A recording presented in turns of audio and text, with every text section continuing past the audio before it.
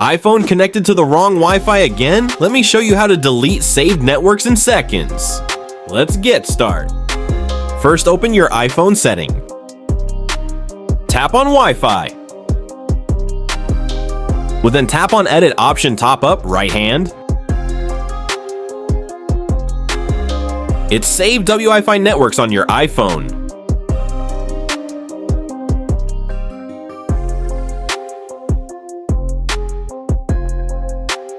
Want to remove that saved Wi-Fi, then tap on Mine's icon and tap on Delete.